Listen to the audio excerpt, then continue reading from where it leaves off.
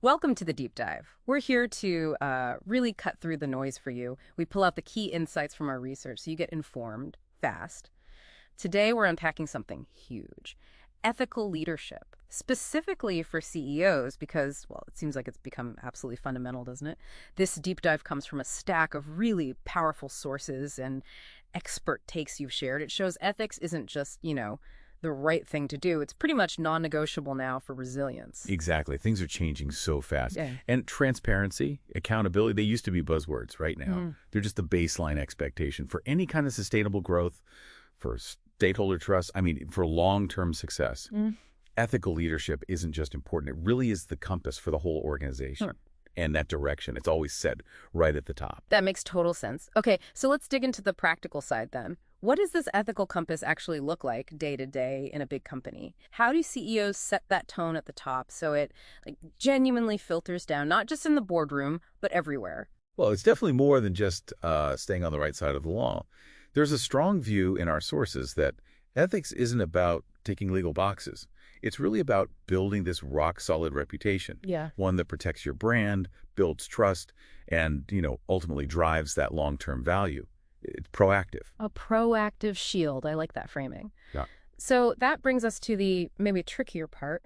How do companies actually embed these ethical ideas so deeply? So they're not just posters on the wall, but part of how people actually operate every single day, cultivating that culture. Yeah, and cultivated is the right word. One expert perspective, Dr. Anya Sharma, really emphasizes this. You can't just mandate an ethical culture. It has to be nurtured. It needs constant reinforcement, open conversations, honest ones, and a real visible commitment from leaders at every level, Yeah. not just the CEO.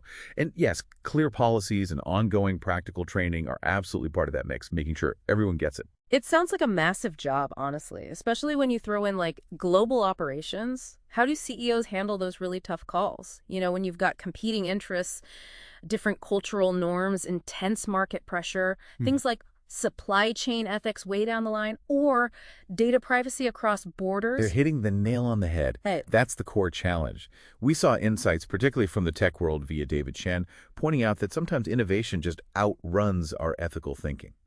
So ethical leadership there means having the courage to pause, ask those difficult questions, and really prioritize long-term societal impact over maybe hitting the next quarterly target. Okay, but pausing sounds great in theory. In the real world, with shareholder pressure, quarterly reports, how do leaders actually do that? What's the tangible benefit that makes that possible? Right, the what's in it for us question. And the sources are pretty clear on this now. Maria Rodriguez's work highlights it well. Sustainability and ethics. They aren't nice to haves anymore. They are fundamental drivers of actual value creation. Value creation. How so? Well, think about it. It directly translates into, say, stronger customer loyalty, much better employee morale, lower legal risks, which is huge and critically, attracting the best talent. People increasingly want to work for companies that stand for something beyond just profit. Purpose matters. It's a real investment. And holding all that together, underpinning all those benefits, has to be transparency and accountability, right? Absolutely. Non-negotiable. That means having solid governance structures, clear ways to report things, and maybe most importantly, fostering a genuine speak-up culture. Employees have to feel safe raising concerns, no fear of comeback. It's about constantly looking inward, learning, improving. It never really stops. So what we're really saying is ethical leadership isn't some destination you arrive at. It's more like a continuous journey. Exactly. It demands ongoing commitment, real courage sometimes, and definitely foresight. But by making ethics a priority, CEOs don't just protect their companies. They actually unlock some massive opportunities for innovation, for growth, and for making a genuinely positive impact. So for you listening, what's the main takeaway from this deep dive? Maybe it's that clear call to action we saw. Really reflect on where your organization stands ethically right now.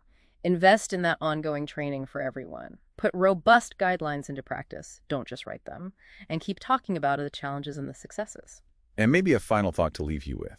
If ethical practices truly drive value and attract people, investors, customers, employees who want purpose, what happens if we start redefining profit itself to genuinely include purpose? How might that fundamentally reshape the future of business?